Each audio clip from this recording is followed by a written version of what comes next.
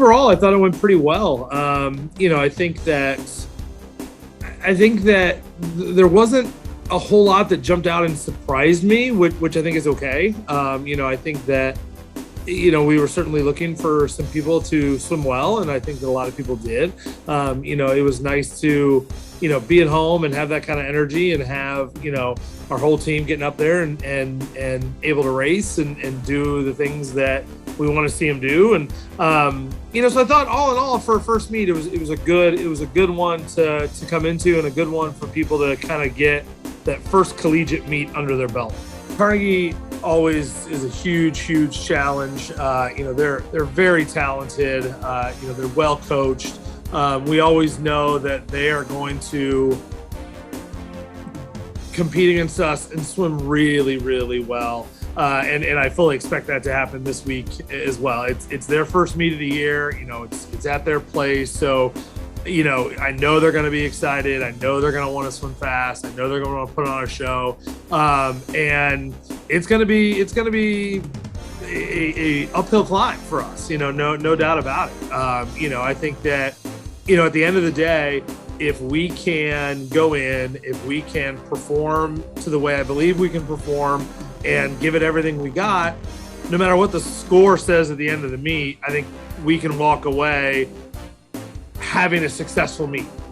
Certainly want to go in, want to compete, and want to, fight like crazy to get our hand to the wall first. But really, it's October, and swimmers need to peak in February or in March.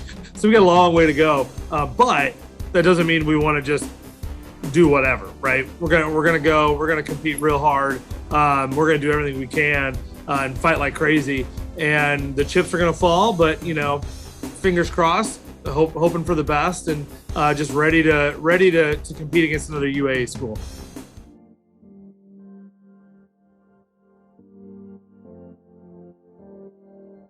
My name is Campbell Patterson. I'm a triple major. I'm a psychology, cognitive science, and sociology major.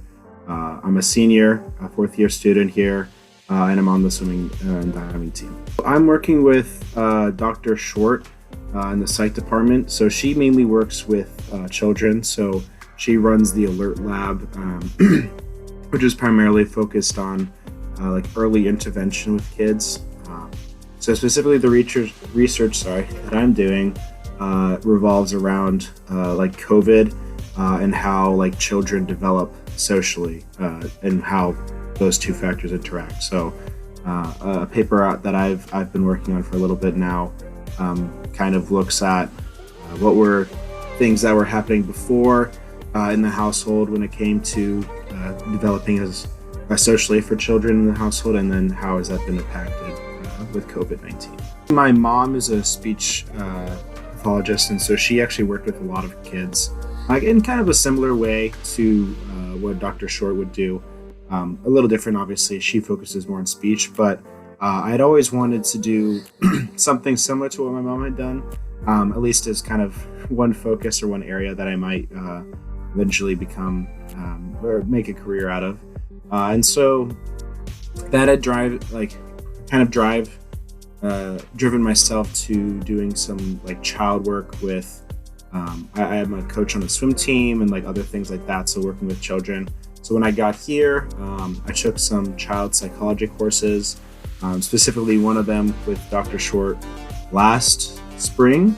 And that one was a little bit more involved. That was kind of like a hybrid grad student class, half undergrad.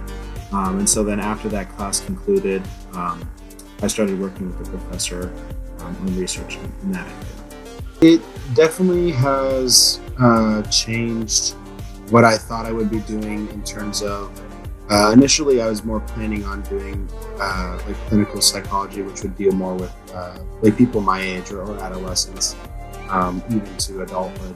I think definitely as a part of this research, I want to stay more working with kids. I just enjoy working with kids a lot, and it's something that I feel passionate about. So I think in that regard, it's definitely changed it and made it a little bit more directed towards children as a specific part of what I do. Either if I stay in research or do more of a counseling role.